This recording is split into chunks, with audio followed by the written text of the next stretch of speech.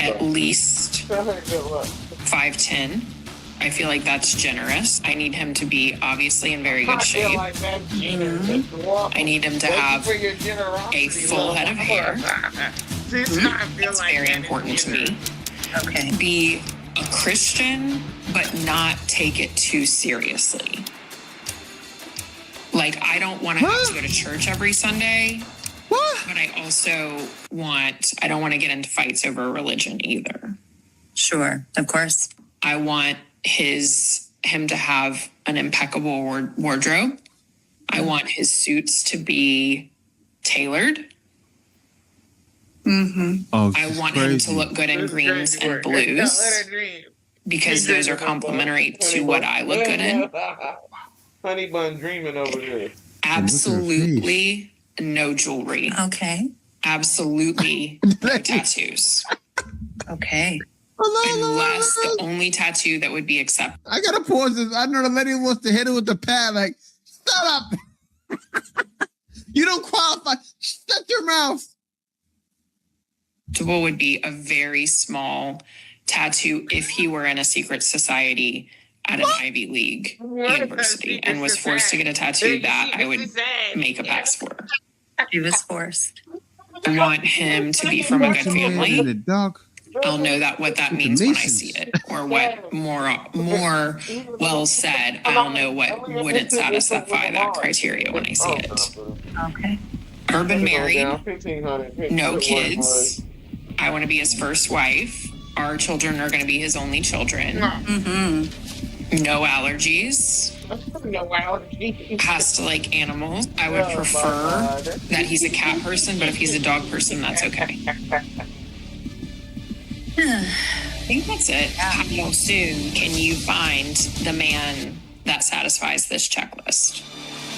Are we talking a week? This is an example of a woman that men don't even get mad about because they very much know the reality of the situation, and she's not going to find a man that checks all these boxes or even half of these boxes. So it's not even triggering to men, but it's one of those things that you can't help but watch. It's like watching somebody eat something that sat out for 10 hours and they know it, they're fully aware, but they refuse to believe you when you tell them that is going to make you sick. You can't help but watch it happen and then watch them run to the bathroom and hospital a few hours later. But of course I have to put in my 2 cents because ladies, even if you were to find a man that has 2 of these things by a certain age, you'll have to make sure that you check all of his boxes. And even then, even if you do check all of his boxes, it is very unlikely that you're actually going to have a solid, long-lasting relationship as a couple because you're paying attention to the wrong things. These are the things that don't matter because what matters most is who you are as a person, who he is as a person, and if you're compatible, if you find each other attractive so that you have chemistry, and that everything else aligns so that you can build connection. But most of us already know all of this. It's still fun to watch somebody like this because we all know that in 5 to 10 years, this same lady is going to come back. She's going to have all the cats walking around behind her,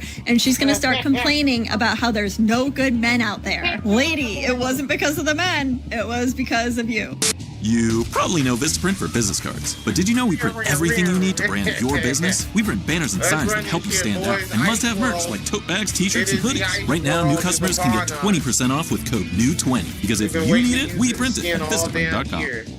I never wanted to be on a man's side, but y'all know how men be like, oh, y'all women have no accountability, y'all be delusional.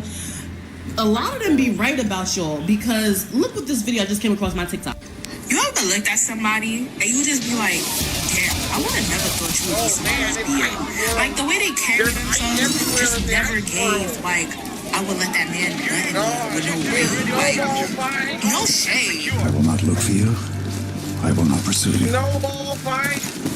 But even though she said no shade, we all know that her video was meant to be shady, right? But girls like this think that they are better than BMs or single moms because of the fact that they did not let the dude get them pregnant, but they still did the deed with the dude. If you're so high value, you wouldn't even be laying down with him unless he gave you a ring, sweetheart.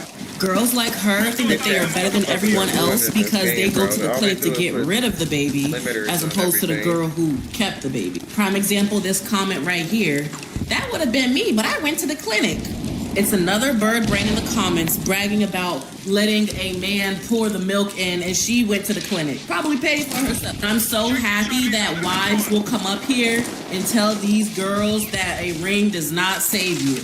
But there's always going to be a bird brain that says, well, it doesn't matter. At least you were a wife. Bro, you're still single now. What's the difference? It does not matter how long you've known that man. It does not matter if you are married. Women are never truly single. There's always an ex in the background, a guy in her DMs, or a friend waiting for his turn. I would like to know where to find the relationship guide. A woman single just means she hasn't picked her next option yet. Now, she might not like the options available, but she's not going to pick any of them. At least not right now. But that's another time. Of course, he's not all, but just enough. What do you guys think? Yeah, I think the game is rigged. And that's why guys are tired of playing. And in these videos, I want to show how rigged the game is. It's not to men's favor. Like what's happening now, and you know what's crazy? So many ladies still don't see it. They don't see this movement as a threat. It's the biggest threat ever. Why would a man deal with 300 million opportunities when there's billions out there? You come over to Asia, billions. You go down to South America, there's millions there, but think about it. And then Africa, there's more outside than inside. And they take care of their body. It's a win for men. I showed a video yesterday. A lady said, guys leaving and getting tens. Even guys that are not getting tens are getting tens. Why? Because they're cooperative and they're feminine and delicate. That's what a man needs. The reason why women are so delusional in 2025 is because society allows for them to be. And it just doesn't allow for men to live with that level of delusion, okay? If you're a guy and you're up, if you're fat, if you're broke, if you're ugly, society is going to very quickly let you know that you are losing, okay? You're not going to get options with women. Your quality of life is going to be very low. You're not going to be having a good time. You're going to get a slap in the face, if you will, from reality, from society. Now, for women, these same checks and balances don't really apply. You could be ugly, you could be a hoe, you could be rude, you could be fat, and they're just going to pretty much tell you you're good just the way that you are, queen, right? And your friends are still going to be in your comments. Oh, Cindy, you're a bad bitch. Oh, you look so good. Cindy put on 75 pounds since college. She's not a bad, we all can see it, right? But no one's allowed to say it. And so this is why this delusional mindset starts to set in the mind of women to make them think they're a lot more valuable than they actually are. Whereas with men, they're much more closely tethered to reality because of these constant reality checks that they're getting. Makes them want to look for ways to improve, how to get better. And with women, they're rarely looking for ways to get better at all. Why get better when you're fine just the way that you are, right? So until women start getting reality checks, this will never change, and it probably never will, because women are notoriously bad for holding each other accountable and being honest with each other. This is why when they're together, they'll be, oh, I love you, oh, you're so cute, oh, you're so... And then the second somebody leaves, they're talking. The Iceman is coming! Stay with me! Winter is here. Come on!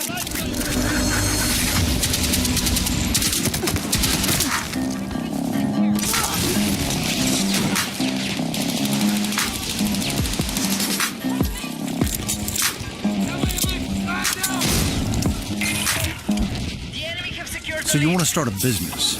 You might think you need a team of people and some tech skills, but you don't. You just need GoDaddy Arrow.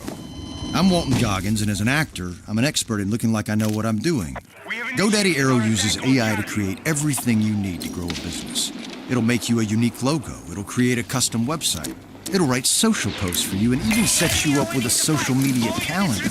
Get started at GoDaddy.com/Arrow. That's GoDaddy.com/AIRO.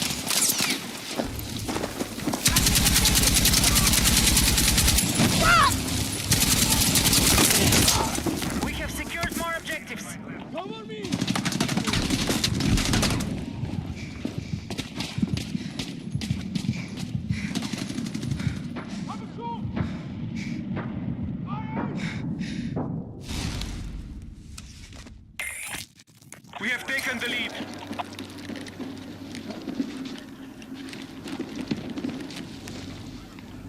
We are attempting to capture Bravo.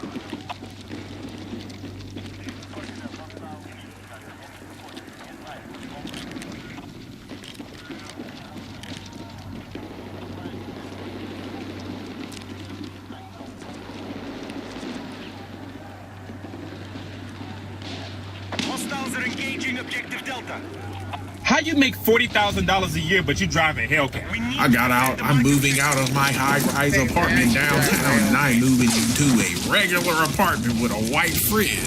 And like they trying to like make this trend of like downsizing, like it's some kind of trend. But let's like no, nigga. A lot of y'all are just going back to where y'all supposed to be at. And another thing I don't get is when my coworkers make me feel bad that I only work part-time, and then they're like, oh, you must not have bills, you must not have like, your parents must pay for this, or you gotta do this. And I was like, no, I'm just very intentional with what I spend my money on. Like, we literally have the same check. How you make $40,000 a year, but you drive a Hellcat? How you out every weekend buying drinks with your credit cards maxed out? How can you afford to go on vacation when you paid your car note in 2 months? Baby, your car about to go on a permanent vacation to the repo lot. We can't be having a lobster appetite on a ramen noodle budget. It ain't gonna work. I got the newest and freshest outfit down to the socks, and I ain't got no money in my checking account. What sense does that make? And I know because I've done it before, you know? Trying to live above your means, impress people, and it just ain't it. I'd rather have to care about the content of my character first. It just ain't worth it to be fronting all the time and pretending. The truth gonna come to the light eventually. Do not spend all your money trying to impress people. They don't care that much anyways. The only person you should be trying to impress is yourself, every day. So just remember this weekend, drinks are not on you. Give somebody else to do. And so this is a topic that we have to talk about. Saving your money and living above your means. So many Americans go around living above their means, paying for things that they cannot afford, trying to impress people that do not care about them, and overall looking for external validation from individuals that they should care less about in and of themselves. People have their priorities mixed up. They would rather go outside and flex thousands of dollars worth of clothes that are on credit before they educate themselves about financial literacy. I mean, what is even up with this incessant belief that you need to go around impressing other people? We are grown men and women. Why do you care about what somebody else thinks about you? You have your own bank account, you have your own finances that you need to worry about, and they do too. If you all are worried about each other's, then you got your priorities messed up. People worried about buying a Hellcat. Like he said, a Hellcat. You making $40,000 a year. How can you afford a Hellcat? Car payment looking like what? That doesn't make any sense. People out here flexing shoes, flexing garments. Are you crazy? You need to be flexing that Roth IRA. You need to be flexing that Robin Hood account. Are you kidding me? So in tandem with the American economy just being outright downtrodden, people getting laid off from jobs, the work that we have often not paying enough to suffice for your day-to-day expenses, we also have people making bad financial decisions, digging themselves into an even deeper hole.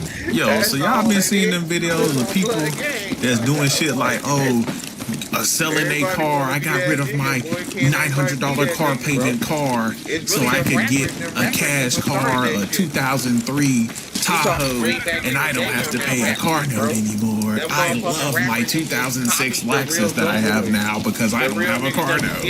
I got out. I'm moving out of my high-rise apartment downtown, and I'm moving into a regular apartment with a white fridge. And like they trying to like make this trend of like downsizing, like it's some kind of trend, but that's like no, niggas.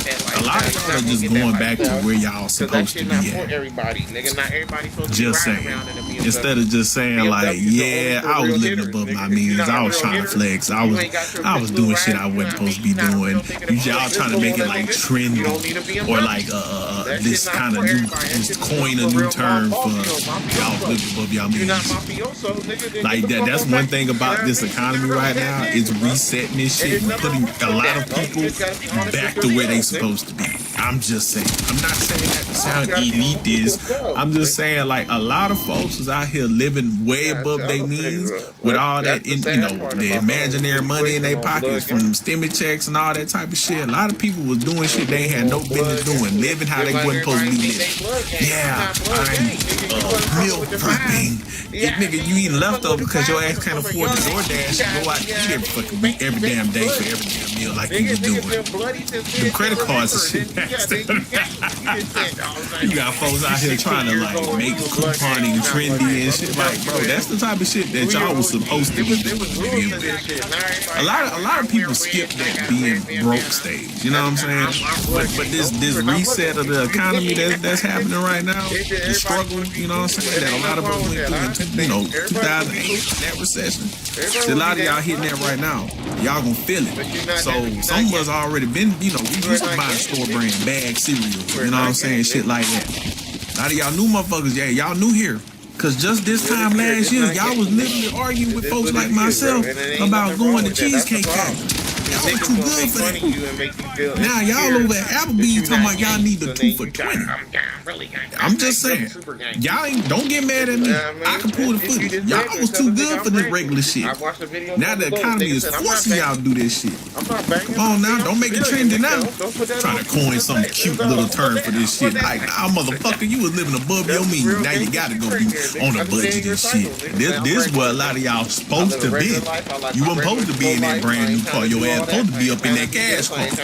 Wasn't supposed to be in that luxury car. You supposed to be in that regular car with that white fridge and white appliance. You don't get no dishwasher. This economy will humble you. And that's exactly what that brother was referencing. So many people buy apartments they can't afford, buy cars they can't afford, buy clothes they can't afford, putting things on credit, trying to make it seem as if they're better than what they actually are. When in reality, you should be saving and investing and living below your means such that you can do that. And so videos like these call out to all of those individuals who are extremely pretentious and are now being humbled by the reality of the society and the economic state of America. And it's really just all funny because the people that are constantly trying to impress others with things, items, all of these ridiculous knickknacks that really don't mean anything are all broke. None of them are actually making any money. It's literally like the case of the blind leading the blind. Everybody is broke. Everybody wants to act like they're not broke. Everybody's wearing these items that only broke people wear, that rich people that own these companies convince you to buy to make you feel richer than you are. And then you end up having a downsize, and now you look just as foolish as the clown that you were trying to mask behind the act of being bougie. I feel like a lot of people live above their means and do not even know it. Like, you feel like it's a requirement for you to get your nails done, even though you don't have a car. You mean to tell me you couldn't take 2 seconds to learn to do your own hair? You didn't have no time to learn to do your own hair. You had no time to go out to eat. The problem is you're living above your means and you don't even know it because you're so used to seeing everybody around you live above their means. You will be proud doing that, such as I do, money or not, and making that turkey sandwich, regardless. If your coworkers go out to eat and they ask you to go out to eat, you pack your turkey sandwich with you and eat before you go. You and your friends can hang out and have a good time. I fucked up, bro. And better stand on it. I fucked up. Tell a nigga you fucked up. That way, you know you motherfuckers don't make have a the maneuver and fix the situation. but for some reason you still do it. Because you seen your mom live above her means. She saw her mama live above her means. And so on and so forth. And for the people that don't know what live above their means means, it means spending less. Way less.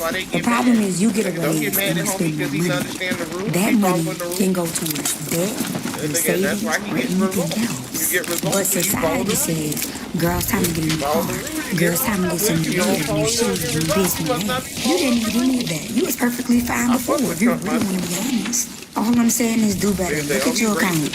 When you get a new raise, you get some new money, put it towards something that you need to put it towards. Stop going out to eat. The food ain't even that good anymore. Did the money come on time? And as I always say, the sisters and brothers are always spitting facts. We have an entire conversation about restaurant food and how a lot of these super expensive restaurants are really just making you pay for the ambiance. Much of the food is the exact same. Many of the menus look extremely similar, if not identical. They just have funny looking words with little hashtags and marks on the top of them. You go to these places, you got $100 meals, $200 meals, $300 meals. Are you kidding me? Are you kidding me? This food gonna be out my belly by tomorrow. Come on now. But the sister made a very valid point. It's also something Robert Kiyosaki talks about in his book, Rich Dad, Poor Dad, which is as your finances increase, the money you make increases, keep your expenses low. Do not increase your expenses as your money increases as well. That's counterintuitive and it's counterproductive. All of the difference between the money that you were making before and the money you are making now can go towards investments. Instead of putting that money towards something stupid like getting your hair done, which is a conversation in and of itself because you were born with hair, getting your nails done, or getting all of these other acts of pampering that don't even matter. Who you trying to look pretty for, bro? Who you trying to look pretty for? And another thing I don't get is when my coworkers make me feel bad that I only work part-time, and they're like, oh, you must not have bills, you must not have like your parents must pay for this, or you gotta do this, and I was like, no, I'm just very intentional with what I spend my money on. Like, we literally have the same check. I knew I was going part-time, so I had to cut some shit. Even when I was making full-time, it was essentially a lot of money for me. So at that time, at first I did blow my check. I used to blow my check as an RN. I made a lot of money, especially as an RN in Indiana, but the things I was doing did not make any sense. Hair always did, nails always did, lashes always did, but then it was like every 2 weeks I would spend $600 on maintenance. And then plus I had my rent, my car insurance, and then also groceries and stuff like that. Shit was not adding up. I literally had to cut my spending and allocate my funds because that's what made sense to me and that's what's important to me. If what's important to you is maintenance, then please, by all means, like spend all of your money on maintenance. But what's important to me is longevity and what I'm doing in my life. Most of my coworkers, when it comes to like housing, they either live in like a nice ass penthouse or they just bought a house. Me, I knew I couldn't do that. So I live in a very nice duplex, but it's $1,000. Like, I cannot ask for anything more. And two, most of my coworkers get their hairs done literally every 2 weeks. Me, I cannot afford it. I'm a baddie, but I'm also a baddie on a budget. I had a half wig literally all of most of July, and then previously before that, and now I have braids, and I will try to keep these until literally all throughout August and a little bit into the next month because I don't want to spend unnecessary money on my hairstyle that's gonna ruin my hair anyways. One thing I do need to, I cannot justify for myself is having my nails done and having my lashes done. That's definitely something I do want to work on. Lashes, honestly, that's where I'm definitely slacking at. I do spend like $100 on my lashes literally every 2 weeks. That's going to need to be cut. I don't know whether I'm going to have to get some lash clusters or something.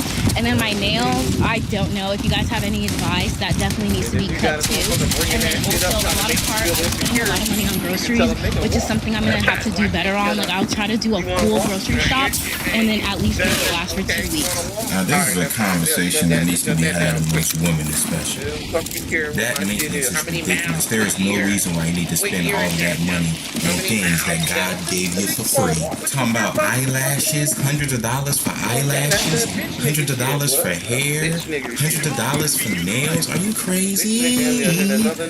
Come on now. For what? The nails that you put on your nails mess up your nails. The hair that you put on your hair mess up your hair. The eyelashes that you put on your eyelashes mess up your eyelashes. Can't even see. So we have to get to the crux of the problem of why you feel the need to have all these items to make you look greater than what you already are in the first place. But this is just another example of people living above their means. What are all of these nurses doing where they feel the need to spend all of this money? You have a good job.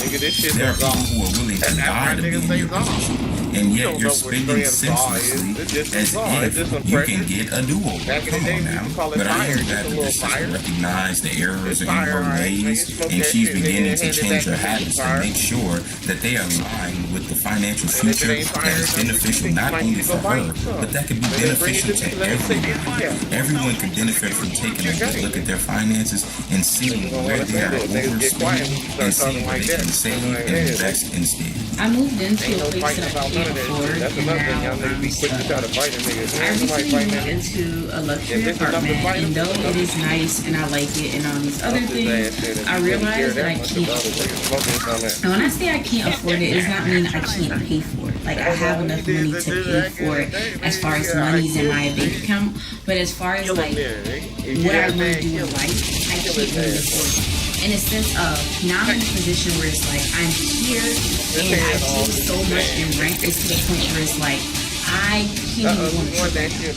Like, I can't, like, and I haven't traveled in a while, and I'm very big on traveling. Like, I'm very big on going out and stuff like that.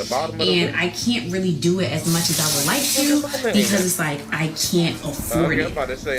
And I don't know why we do this to ourselves. Like, I don't know why when we feel like we get a new job or we start making money, more money and stuff like that, it's like, oh, I have to increase my living expenses. Because that's what I was thinking. I was like, okay, well, you know, now I'm making more money, so it just makes sense for me to get a nicer place. It just makes sense for me to get a luxury apartment because I'm making this amount of money, and people who make this amount of money live in this kind of place. And like I said before, I like where I live. It's really nice. It's, you know, really cool and everything, but it's like, at what expense? And I feel like a lot of people don't understand the difference between, yes, you can afford it as far as like money in your account, but you can't really afford it for real. Like, I'm in a position I honestly and truly can say, like, if something drastic would happen, knock on wood, I pray not, I don't know if I'll be able to afford it. In a sense of, I do have money saved up, but for example, my best friend, right, she totaled her car recently, and so she literally has to buy a new car this weekend. She just totaled her car like 2-3 days ago. She has to buy a new car this weekend. I honestly and truly could say, if I had to buy a new car right now, I would be screwed. Because it's like, dang, like, do I really have enough money to? Because so much of my money has gone to me upgrading my lifestyle.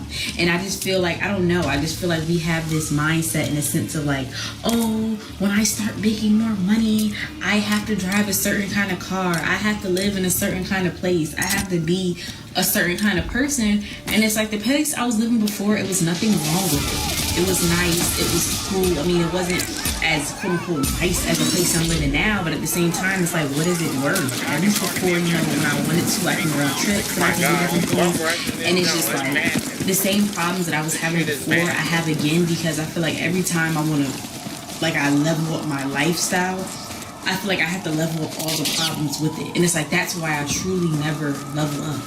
Because it's like, when I increase one thing, I just increase another thing. As soon as I get more opportunities, I just increase my problems. And yeah, so I just thought that was so crazy, because I really was sitting here and I'm like, yo, I can afford this place on paper, but like, I can't afford this place in my soul. So what the sister really was getting to was that she really can't afford it. Affording is the ability to be able to purchase an item or a good while still being able to have money left over to live comfortably. And what she is expressing is that she does not have that. She has the money in her account to pay for rent every month, but she's uncomfortable doing everything else. Probably feels a bit quirky about paying the car note, probably feels a bit quirky about paying insurance. All of these things culminate into a person that is on their last leg.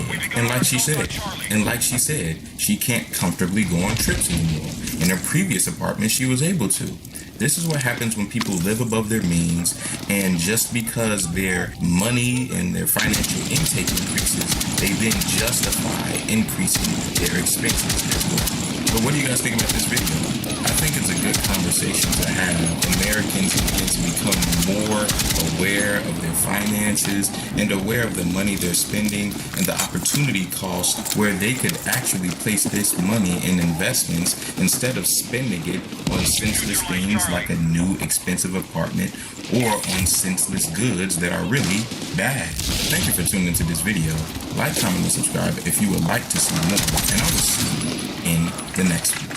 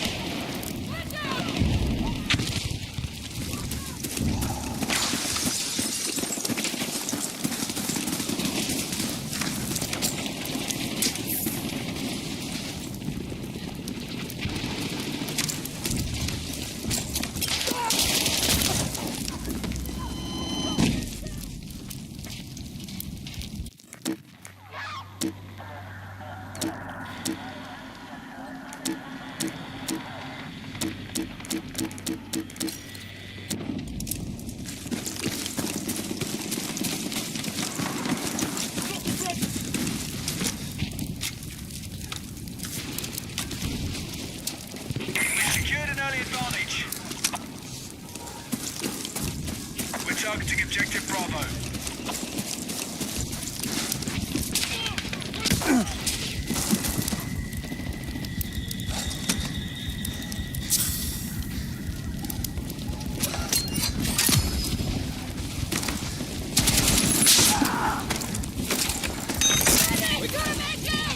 Hey, thank you.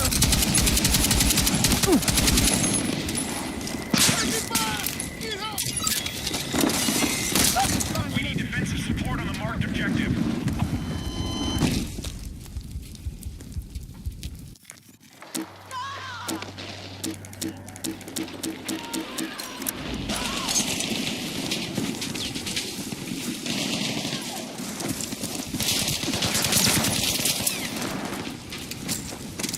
Objective Delta taken by hostiles.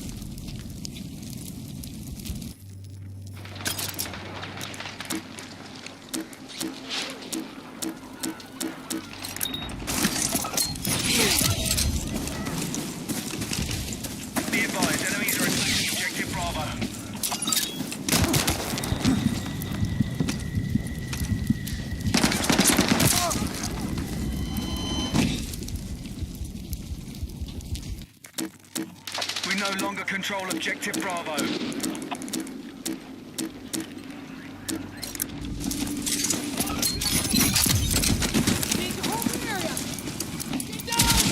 Be advised, the enemy now controls more objectives. Some ammo for you. Drop them.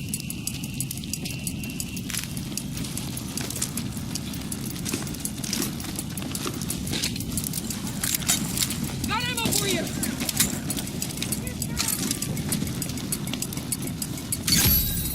Objective has been recaptured.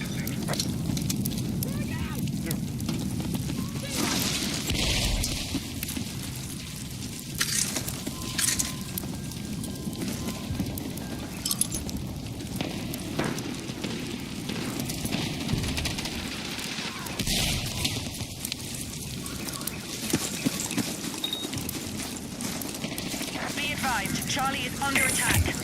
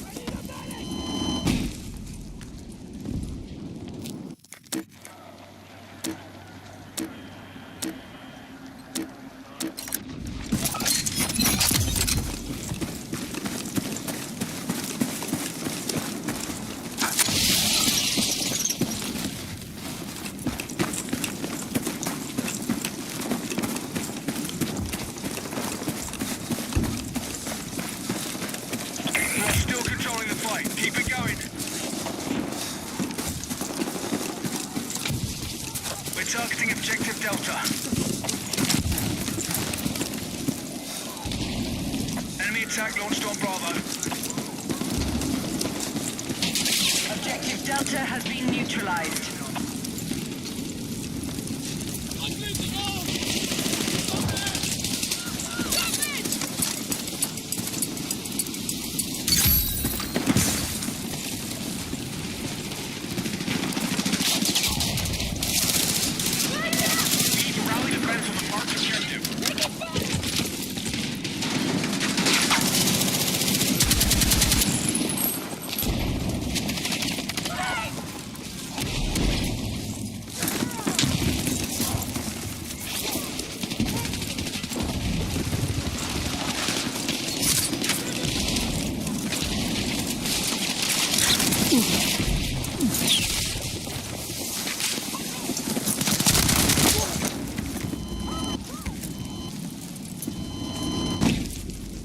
My bad, I ain't see you coming up, Birdie.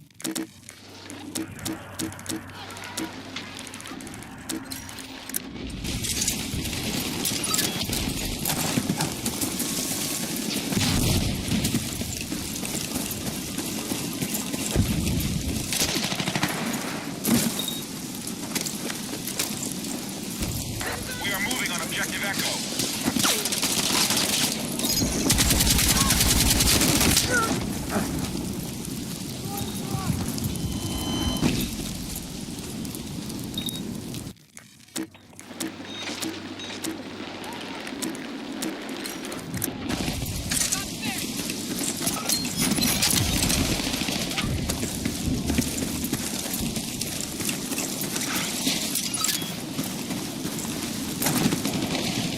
Be advised, Charlie is under attack.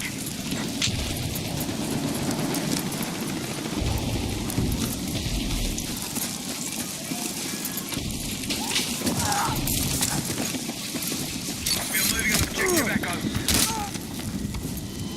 The guy did a barrel roll and still ended up sitting here.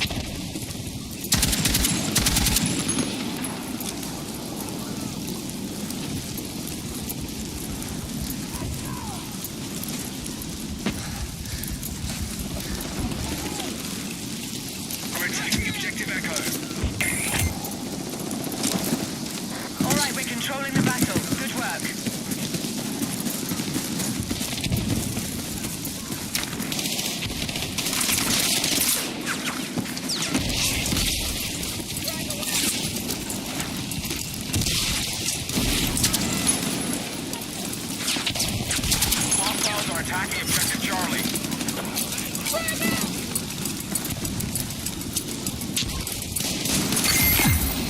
Taking back objective control.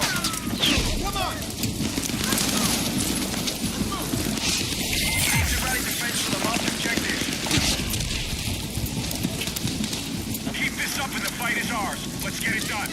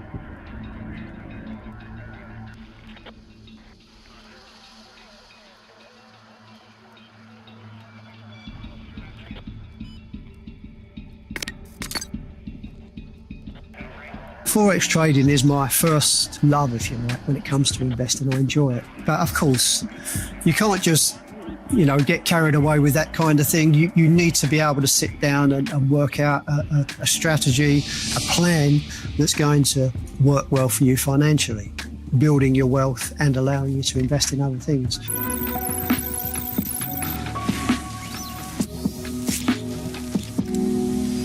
Okay, sitting down today with Kevin Hunt. Looking forward to talk about his story as a trader and kind of his background, a bit more about what he went through. So, Kevin, welcome back on the podcast. Good to have you here. And it's been a while we spoke about trading with you. Certainly has. Yeah, I think the last time we spoke, we met here in Udon Thani. You flew up to Udon Thani to meet me. And I think I've done a couple of interviews with you, going way back in, I don't know when it was, 2017, something like that. But yeah, it's been a long time. Some cool stuff coming up with you, and I kind of want to hear a bit more about your story and how you began trading. So can you take us back and kind of share how you've been getting in the market and what happened since then? Absolutely. Well, going way back to the beginning, I've always been self-employed. I've always owned my own companies. Started when I left school when I was 16, opened my first company when I was 17. And one thing led to another. I opened up an IT company in 2000, did extremely well, only to be ripped off by a business partner, a rogue business partner. So I ended up with nothing, absolutely nothing. That was 2010. Went to India just to heal my wounds with a Sikh family that I know, and spent some time there. Now, that was the turning point for me. I'd always been... It changed my mindset, the way that I approach living, the way that I approach money and everything else. And I realised that my life and my living conditions were more important than doing anything to chase money. So I ended up coming back to England. A friend of mine, he said he was married to a Thai lady. He said, Kev, if you like India, you love Thailand. So I knew nothing about Thailand, came to Thailand, spent 3 weeks here. That was 2012. And I fell in love with the place, just jumping in taxis, going off to places that I'd seen leaflets and brochures about, off into the mountains, seeing these little temples, and blown away by the way the people were, the friendship, little old ladies coming up and making sure I was okay for water and things like that. It was wonderful. And I just thought, I've got to make this place my home. I don't know how, but this is where I need to be. So, really sad, the third week, I'm on my way home to England. I thought, I've got to go back there. Oh, by the way, and what had happened, where I'd lost everything, my business, my IT company, I went back to driving a London taxi. Many years ago, I was a London taxi driver. And so I was going to go back to London and driving in London, and it was just horrendous thinking about it. On the way back, I got talking to a wonderful Thai lady. She was living in England and spoke great English, already had an English passport, and she was living 20 minutes from where I was living. And we got together, been together ever since 2012. So that was it. That was my key to getting to Thailand. I knew it would be, but of course, I'm not retired yet. I don't have a pension yet, and I needed to make some money. But going back in time regarding the trading, I'd sort of like always thought about trading, whether it be stock trading, forex trading. I didn't know what I was going to do, didn't know anything about it. So at this point, I'd sort of like stumbled upon it, looked a little bit, and then walked away from it. I haven't got the time to study it. 2012, me and my partner got together, and we came over to Thailand soon after to meet her family. Well, from that point on, we started staying in hotels here twice a year to visit her family. And we were staying at a hotel here in Middeltani, and sitting by the pool, and I was looking at my iPad, and I got an ad come up for one of the brokers. I can't remember which one it was. And I just looked at it, and I had the time to actually sit there and play with it. Opened a demo account, and within minutes, I'd made 2,500 I'd made on this account. I thought, well, this is easy. This is my key. This is my escape from London. This is how I'm going to be able to get to Thailand or travel anywhere in the world that I want to go. Of course, close the laptop up, show poop, really pleased with myself. Next day, I sat down by the pool. I thought, I'll make another 2,000. And of course, probably most of you guys know that's just not the case. I sat there and I blew the account within no time at all. Didn't know what I was doing. So I started looking around for mentors. I blew up 2 accounts, live accounts, working with people that just weren't helpful at all. It didn't work out what they were doing. And then from there, I did meet up with a mentor that worked out good. Started paying for the education. This was in, let me think, that was 2015. Anyway, by the time we got to 2000, I was doing well. By the time we got to 2017, I actually started teaching for her. So she was trading in New York session, I was trading in London session. I was trading my account and it was building nicely. And that was it really. I started trading that. I was trading, day trading, just price action. Very, very simple setup. And like I say, finally got to work out what it was, knowing it was the mindset. Of course, the mindset is, I'm sure you'll agree, Etienne, probably the most important section of trading. Without the mindset, you'll blow money, you'll blow up your risk management, and it just won't work out. So once I realised it was about the mindset, I focused on that. And another thing that told me it was about the mindset was my partner Cook. She used to be looking over my shoulder while we were living in London and I was trading. And she'd be saying, so what are you doing here? Showing an interest. So I said, look, sit down beside me and I'll teach you what I'm doing. And suddenly I got this light bulb moment. It was like, well, maybe I could teach her a trade. Let's see how it goes and see how she gets on with it. Now, growing up in Thailand in a Buddhist background, she's a very calm person. She's a very methodical person. And her mindset, believe me, is right in the right place, perfectly in the right place. So I sat down and taught her. And with me, being born in East London, growing up in South East London, I was a little bit, what's the word I can use? I was a bit, not wild, but unaccepting when I was wrong. I wanted to be right all the time. I was angry when I lost a position, when I lost a trade, and I couldn't understand it. And that was what was holding me back. It took me a while to get to the point where my mindset was good. Then I realised what it was. With my partner, she sat down and she's working with it, and she had a full stop. And she said, okay, what do I do now? No anger, no frustration. And she went on like that. And she learned to trade successfully using the method that I was using. Within no time at all, she did really well. So there was another indication that how important mindset is. It's so important, it really is. So anyway, from that I carried on. I've been trading so long, I've developed a couple of my own strategies. Because with the price action trading, I still trade it, but I need to be sitting at the charts for a certain period of time. I know that's something that you're not too keen on, Etienne. You'd rather be spending very short periods of time in front of the screen, which I can understand. Listen, we've got this wonderful world around us. Those of us who are lucky to travel, we want to see places. We don't want to be stuck in front of a computer screen forever. So if I'm at home and I'm not doing anything, I've not got anything planned, I'll sit down and I'll do my day trading, no problem at all. 2 hours, 3 hours in front of the charts, sometimes 4 hours. But I've also developed a scalping method, very, very simple scalping method that I trade. And I've also got a weekly breakout thing, which is almost like a set I get. That's not so great. The percentages on that are quite small, but it's something that I can set up and just leave it to run, let it stop out, let it take profit, and just check it on a Monday morning and a Friday evening. So that was that. Since we moved on from there, we got to a point where through our investments, trading, and I did all right on crypto as well, on Bitcoin, we managed to buy a piece of land here. We built our own house, not a big house, but a beautiful house, only the two of us. 3 bedrooms in case guests come to stay. And we're living in this fantastic community in Udontana. And honestly, every morning I wake up and I look out of the window in our bedroom and it's a feeling of gratitude every day. I feel so grateful from coming from nothing, losing everything. And when I lost everything, I was living in £100 a week bedsit. Never dreamed that I would be in a position where I'd have my own house again, let alone be mortgage free. So this is how we're living now. We've got this great life. We travel around quite a lot, mainly in Thailand at the moment, but we've got plans to be going other places. And I just continue to do my trading. The scalping is nice when we're travelling. I can sit down outside of hours. Usually try and trade that either the start of the London session or the start of the New York session, as I do with my day trading. But I can get in and out of there and just take a small chunk, small wins. And then that's it really, you know, it's given me the freedom.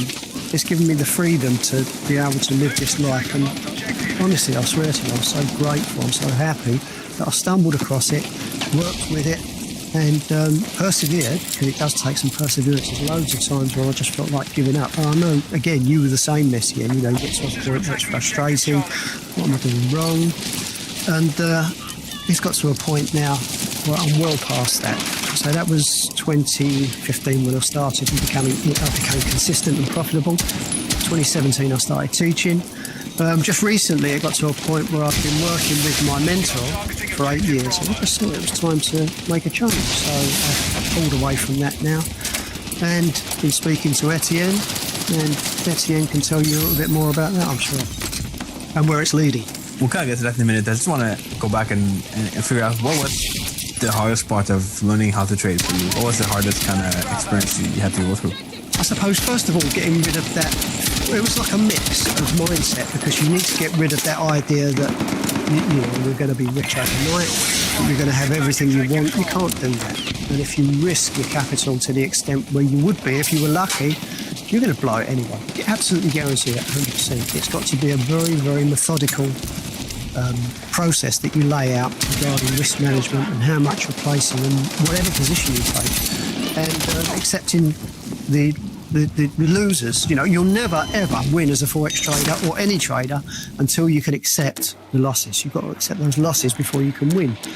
So there was that mindset, but also finding the right person to work with. It's only now, when you first get into it, it's exciting and buzzing. I discovered this great thing which is going to solve everything that I wanted in my life. And then you get involved with that. I paid a fortune to some guy going up to a hotel in London. An American guy came over to London to a seminar.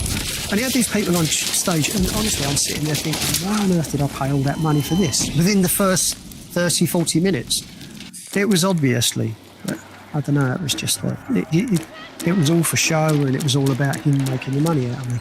And of course, I stuck with him for a while, and his method didn't work. And a few others, and like I say, I blew up 2 accounts. Luckily, they're really small accounts. So, finding the right mentor, finding the right strategy that suits you. With Etienne, listen, I can vouch for Etienne. I've known him since online, I've known him since probably 2015, 2016, something like that. I became aware of him.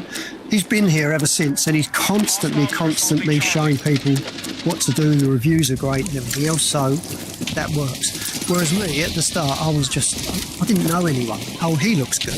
What did I know? Jumping in, blowing a load of money with him, bang, and it was gone. So, but no, finding the mentor that I did, it was okay, but I still found that quite restricting. Even though I stuck with it for 8 years, it was quite restricting. It was only one method, and that was it. With doing what Etienne does, it seems like a good thing. I've since started looking at his methods, all of them. I'm having a full view of everything that he's doing, and there's something there for everyone. Well, you know, whether you've got a full-time job and you can only afford 30 minutes, an hour, looking at the charts, whether it be a week, a day, there's something there for you. If you've got time to sit down and pull the charts apart, pull the numbers apart, and link in with all the analytics to use, there's methods for that as well. So it's a good all-round system more than one system. It's a good all-round teaching to be able to find a system that suits you. That's very important. Find the system that suits you and get working on that mindset immediately. So it was that kind of brought me the success, I think, initially. I totally appreciate that. You mentioned you don't like to have too much time with the chart either. Like you like to do other stuff. You travel a lot also within Thailand, which is definitely nice. Walk me through what your training style is these days. You still follow the same things you learned early on, or is it different now? And what kind of methods are you kind of sticking to? Okay, so I'm still sticking with the original day trading method that I've been using all these years. Only when I'm sitting here in the office, in my house, I've got an office here. If I'm here and I've not made plans to meet people, and the other thing is as well, we've used some of our profits that I've made from trading and crypto to get involved in other businesses here as well. My wife, should I say. Everything runs through my wife. It's easier for a Thai person if you're in Thailand to work with businesses. So we've been making use of the money we've been making to invest in some other things, and they're doing extremely well. So if I've got meetings regarding that, then obviously I need to be there. There's nothing I can do about it. And I can't really, that determines when I'm in front of the charts. So I can't really work with the day trading on those days. But if I'm sitting here and I've not got anything planned, London open, New York open, I can sit here and I can trade that. And I'm successful with it. If I'm a bit pushed for time, something else I do on a Sunday evening, I'll look at the Forex calendar, and on the whiteboard behind me, I'll always mark all the red news events, okay, whether I'm going to trade them or not. And the reason being, if I come into the office, I can glance at that. If there's a red news event coming up within the next 30 minutes, 15 minutes, I know my method for red news trading. I can sit down at my charts. I don't need to do any prior analysis, and I can sit there, watch the red news event. Red news events I actually love trading. It's probably one of my best ways of trading. I don't make a point of being here ready, but if I am here and I can trade it, and this is whether we're in a hotel somewhere else in Thailand, up in the mountains, down at the beach, I shall make sure, if I glance at the time, I'll sit and trade that. And the reason being is because there's no other method of trading that I've come across that shouts from the rooftops, watch your charts at this time on the US dollar. Something is quite likely going to happen. The red news event, more often than not, something happens. Sometimes it doesn't. It's a dud. You'll get an initial knee-jerk reaction both ways, and then it will peter out. There's no trading. But the method that I use for red news trading, I know when to sit down. I know there's a very, very high probability that something's going to happen that I can take advantage of, and that's when I'll concentrate on that. And of course, with that, I can be out in 5 minutes, 10 minutes, 15 minutes, or set up some trailing stops or something like that and just let it run and go off to bed. Just leave it to do its thing. So red news trading is probably my favourite method of trading, and I'll still trade that probably more often than anything else. Also, I'll sit down and scalp if I've just got a short period of time. If we're out and about travelling, I'll sit down and I'll scalp. Again, it's something that more often than not, I don't need to spend a lot of time on. I can get in and get out, and small wins, they do me on that. And the weekly strategy, I do use that sometimes just to keep a check on it. But the thing is, I'd rather use that capital in other things that I'm doing because they're more profitable. So really, I suppose it's the red news trading that's the most important and the most profitable for me, really, and I enjoy it. It uses up so much, such a little amount of time. You mentioned this earlier, the fact that trading for you is important, but you also invest in other things. And I just believe in this a lot. Like, trading is part of what I do also, but investing is also a really big part of it. How do you kind of combine both, and how do you see trading in terms of your overall kind of finances, let's say? Well, trading started off really as an obsession and a necessity for me to escape England. I see it as an escape, I really do, to get here to Thailand. So Forex trading is my first love, if you like, when it comes to investing. I enjoy it. But of course, you can't just, get carried away with that kind of thing. You need to be able to sit down and work out a strategy, a plan that's going to work well for you financially, building your wealth and allowing you to invest in other things. So yeah, Forex is pretty important. Crypto, I still have a bit to do with that. In fact, we opened, we haven't got it now, sold it, but we opened Thailand's first Bitcoin farm. Green Bitcoin farm, should I say. So we had a crypto mining farm where we were running off of biogas. Did very well, built it and ran it myself. And that did very well, and we sold it, got rid of it. To move on to other things, again, that was tying me down a little bit with time. So other methods of investing, not for very long, but I've been looking at ETFs and with them paying dividends. So, that's something that I'm getting into where I've got a method now where I'm trading stocks, ETFs, and that's quite good because you can find the companies that pay weekly dividends, monthly dividends, but weekly dividends is quite nice. As a London taxi driver, I used to go out in the morning driving, and within 10 minutes I'd pick someone up, and at the end of that journey I had, mainly before the advent of everyone paying with credit cards, I had a handful of cash and more cash, and every day it was like that, and I'd come home with a pocket full of cash. Trading ETFs, all right, it's not cash in your pocket, but it's cash coming in. It's your wins come in, your dividends come in on a weekly basis. Not quite as good as the taxi driving with daily, but you've got a weekly basis where they're coming in, and that's really quite attractive. And of course, trading like that, you're buying a stock, you're holding that stock, whether it goes up or down, but you're getting paid dividends for it. Sometimes higher than other weeks, sometimes a little bit lower. But that is what it is. So that's something else that I'm looking into, and I quite like the fact that that's almost a set and forget. You can set that up and leave it to run. But is trading for you a way to pay your bills, or is it like a way to build your investments and to take money and then invest in other things after? Well, I always take a wage from it, and that's something I learned from an early day as well. If you're doing this and doing this and doing this and just building capital and you're happy with that, that's great. And you can build much quicker doing that. But for me, originally, before Pook set up her businesses here, it had to be a way of making a living. We had to pay our bills. We had to pay for our food. All vastly reduced living in Thailand, obviously. It's so inexpensive to live here, but we still needed money to do it. Like I say, I haven't got a pension. So yeah, I would always pay myself a wage. Whatever I made, I would always pay myself a percentage of what I'd made as a wage. And no one knows what's going to happen in the markets. No one can predict them. You just got to go with the probabilities and accept what they throw at you. But yeah, some months more than others. But I always take a wage from my Forex trading. And that's the way it is. And with the ETFs now, same with them. I'll always draw a bit out in cash, back over to the bank and then out in cash.